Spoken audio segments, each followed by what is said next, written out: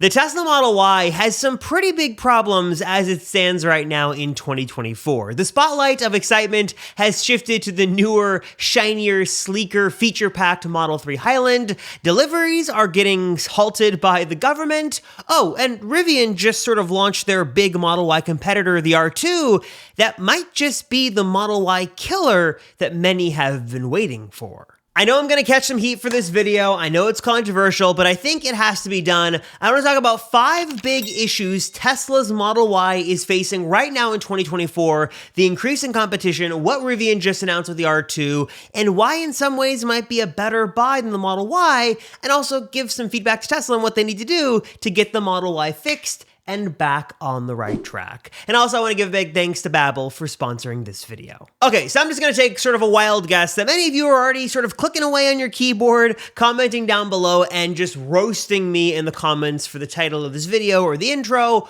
But look, I think 2 things can be true at once. Yes, the Model Y is an amazing car. It's one of the world's best-selling cars for a reason. It's best in class, and as a very recent Model Y owner, I love this car. There's a reason I got it and still really like it. But at the same time, the Model Y is under fire right now as the competitive EV landscape has really grown and evolved in 2024 to be, well, for lack of a better word, way more competitive, and Tesla needs to step up their game with the Model Y. In fact, Rivian just announced what they hope will be their Model Y killer, the R2, that in a lot of ways has a leg up on Tesla's offering, but I'll come back to that more in a second because first, I do want to give Tesla some credit. To Tesla's credit, and to be clear here, the company is not standing still. They have continued to make changes to the Model Y over and over again in an effort to really make this car best in class. And of course, when the Model Y Juniper refresh comes out, that's going to be sort of the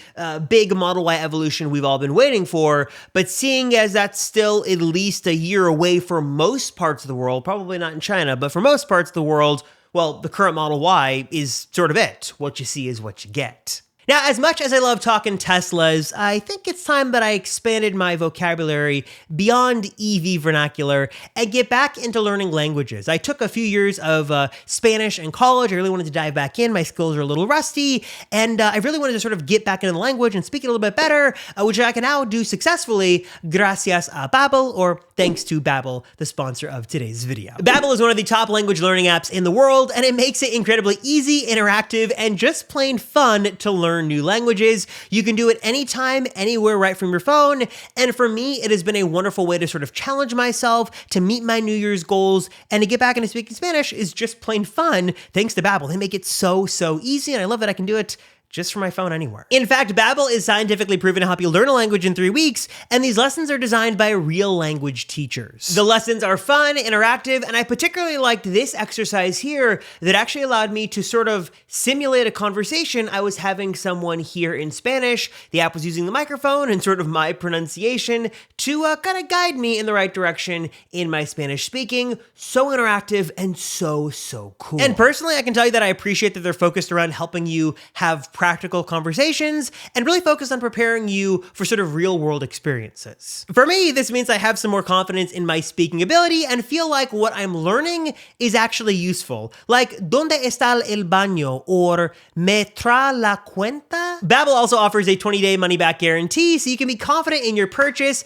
and has a few different subscription offerings to choose from, including a lifetime subscription offering. If you want to learn more and get started for yourself today, you can actually hit my link down below and get 60% off your subscription by using my special link down below, and leave me a comment letting you know what language you want to learn. Again, learn more, check it out for yourself today, and get 60% off by using my special link right down below in the description. And while Rivian is going to do their best to dethrone the Model Y with the R2, Tesla still does have some unique advantages that I think they're really going to try to utilize as much as they can to keep the Model Y sort of top of mind for new EV and I guess returning EV buyers as well. The first thing the Model Y has got going for it right now is the design. Look, Tesla's taking an approach, if it ain't broke, don't fix it. It's certainly not as flashy as the new Model 3, not even as flashy or rugged as the Rivian R2, but this is tried and true. It's a tried and true design, and Tesla has been slowly sort of refining it over the last 4 years since the Model Y first launched,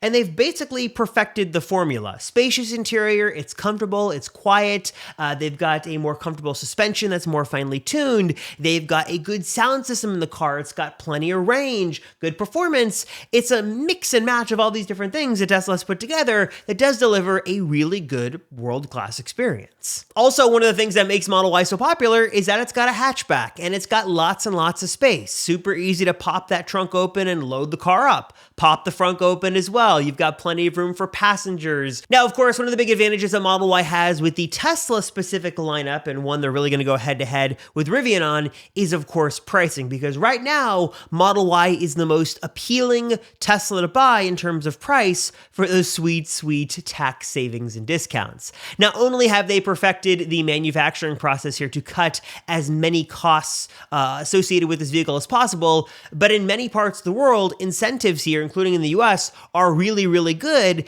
and mostly available only for the entire Model Y lineup. At least in the US, that $7,500 federal tax credit that you can take at the point of sale, so basically $7,500 right off the price of the car, is only available as of filming on the entire Model Y lineup. It is available on the higher end Model X, but we're getting into a whole different price range there. But if you go with any Model Y, you can take advantage of some really good savings, and also MSRP price just as it is, isn't too bad as well. In fact, Tesla just redesigned the homepage of their website to make the Model Y starting price really stand out in bold numbers here.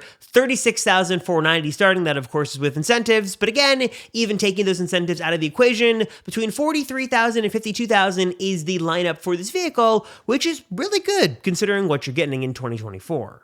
Another big advantage Tesla, of course, has is range, because they've really fine-tuned the range on these vehicles to be really good. Range, of course, is going to vary depending on the model you go with. You're going to range from 260 on the standard range model to 310 on the long-range offering, and it's going to have plenty of range here to give you the sort of, the ability, I guess, to travel around where you need to go. Lots of built-in juice in those battery packs. And then, of course, Tesla's also trying to make the Model Y a bit more exciting by adding a fresh coat of paint, because sometimes that's all that's really needed to sort of move the needle in the right direction. Tesla, over the last couple of weeks, introduced two new offerings for the Model Y. It's Ultra Red and Stealth Gray. Both look amazing.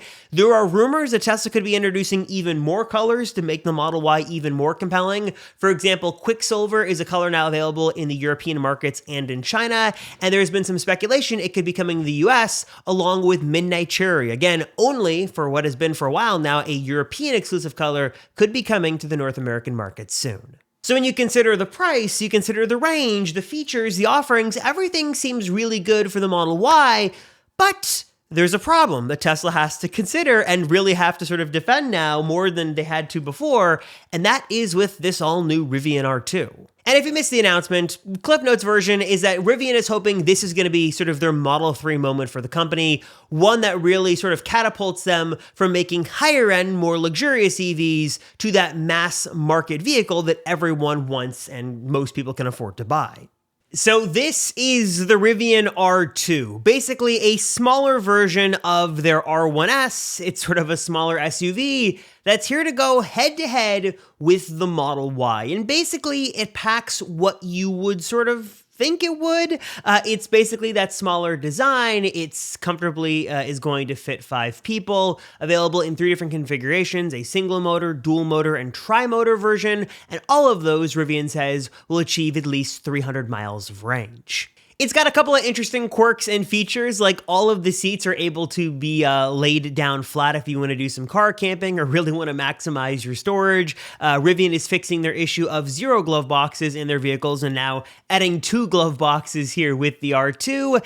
And the steering wheel is interesting. Look at these giant scroll wheels. That's a very bold design choice, but hopefully should make it all easy to use. And of course, the big deal here is the starting price. $45,000 is the starting price for the R2. Still no information on different specs and other things like that, though we are hearing that the best version will be capable of a sub 3-second 0 to 60 time. But that was not the only thing Rivian had to announce. They also introduced the R3 platform, which is a legit crossover vehicle and a bit more sporty and a bit smaller than the R2. It's also available in 3 configurations, has this interesting sort of pop-up, or I should say it's like a two-stage pop-up in the back for the trunk. There's an R3X version that's a tri-motor version that's a bit more sporty. Basically, Rivian is really trying to fill out their lineup and portfolio to really better compete with the Model Y. I guess sort of the Model 3, though none of these are really a sedan. They're really going after the crossover and SUV markets very hard, looking to take on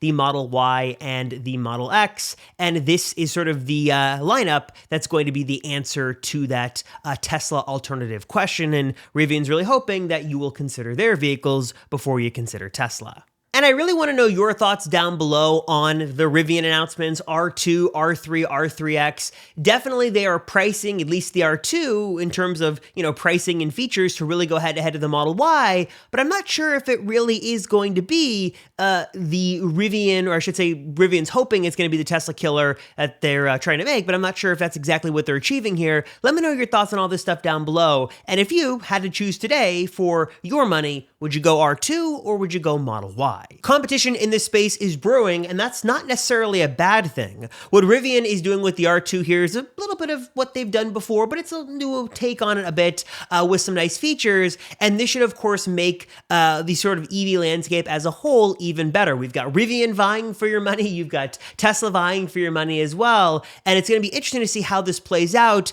and as Rivian has sort of been lurking over Tesla's shoulder for a while, now that they've got a real, true Model Y competitor, it's going to be interesting to see how that market responds and if the R2 takes off like the R1S and R1T did. Not crazy numbers with those vehicles, but you see more and more of them on the road all the time. I should also mention that in addition to all the R2 stuff I mentioned earlier, Rivian now does have one big advantage that they're stealing from Tesla, and that is basically what Tesla gave them, which was the supercharger network. For many, many years, the supercharger network was just an exclusive perk to Tesla owners. That is now over, and later on this spring, Rivian vehicles are going to gain full access to thousands and thousands of Tesla superchargers they can use with their vehicles. So no longer do they have to rely on third-party fast charging stations or the Rivian Adventure Network. Now they can just piggyback off of what Tesla owners have been working for years and just plug in and be able to use it, which is good for them, but bad for us Tesla owners. And obviously, I can't go any further without, addressing the elephant in the room, and that is what Tesla's response to this is, and that is that they've got a response with the upcoming Project Juniper refresh. This is the big Model Y refresh we've all been waiting for. It's the one that's going to bring RGB ambient lighting, ventilated seats. There's going to be a new ludicrous performance model that's going to be amazing. Just a really nice facelift to this vehicle. Problem is, though, that it's not coming for a while, probably at least a year out. So again, just sort of going into 2024 for the vast majority of customers around the world, what you see is what you get. And this is the Model Y we have until that big refresh comes. But when the refresh comes, it's definitely going to be worth waiting for and will make the Model Y much more competitive, especially in this ever-changing EV landscape. So I'm curious, guys, I want to know your thoughts on this, your thoughts on the Model Y in 2024. I know many, many, many of you are excited for the Juniper refresh, but also what are your thoughts on the Rivian R2? Do you like the way this looks? Do you not? Are you a Rivian fan? Are you not? Do you want me to cover more non-Tesla news on this channel? Usually I sort of kind of not stay away from it. What's the word? I'm missing the word here. I sort of stray away from it because it just doesn't seem to be as interesting for most, but if you want me to cover it, let me know in the comments down below. Also, big thanks again to Babbel for sponsoring this video. If you want to learn more about learning some new languages and taking advantage of some special savings, again, hit that link right down below in the description to learn more. As always, I appreciate you guys watching. Thank you so much for your support. I am Robert Rosenfeld, and I'll see you all in the next one.